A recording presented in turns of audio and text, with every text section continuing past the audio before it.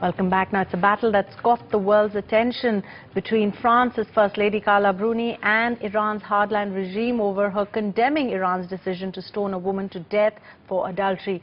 Well, Sakineh Mohammedi Oshtiani is in jail in Iran, and activists fighting on her behalf say that she's also been forced to confess that she plotted to kill her husband on state television. Depraved, promiscuous, a prostitute who deserves to die.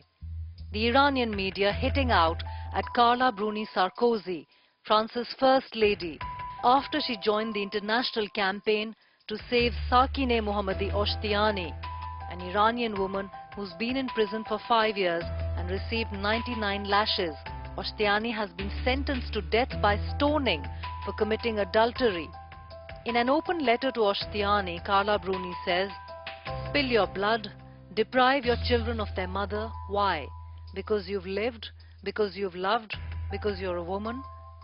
Your judges should know, Sakineh, that your name has become a symbol for the entire planet. I assure you," says Carla Bruni, "that my husband will plead your cause and France will not abandon you." France is the most preferred destination for Iranian political refugees and young Iranians who want to quit their country. And Carla Bruni is a popular figure in Iran. Her support for Oshtiani has caught the Iranian public's eye, which some say has angered the conservatives and driven them to launch these insulting remarks. Qur'an, a hardline newspaper in Iran, was the first to attack Bruni. I think this is a very, very important, influential, conservative newspaper, and Shariat Madari, who is the director of this newspaper, is even close to the leader of Iranian Revolution, Khamenei. So this is not just a kind of a gossip. It shows also what they think in general about women, women's issues, women's freedom, and it shows that they want to control women wherever they are found, including in France.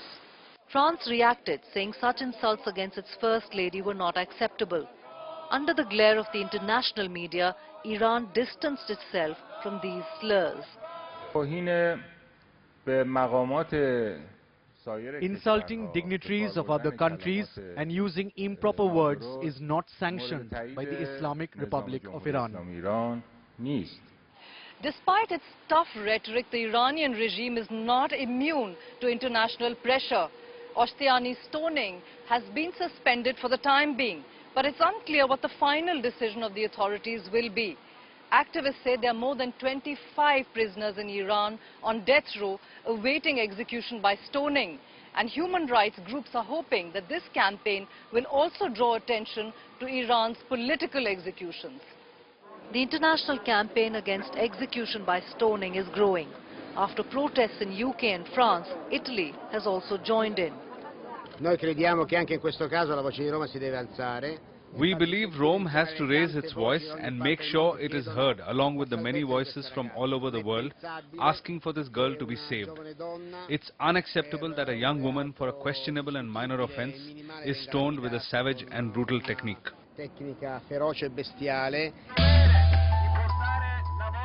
Iranian laws state women are to be buried up to their breasts for the execution by stoning, and that the stones used should not be large enough to kill the person in 1 or 2 strikes, making it a slow form of execution. In 2002, stoning was discontinued in Iran, but the laws were never officially removed from the penal code. In Paris, Nupur Tiwari for NDTV.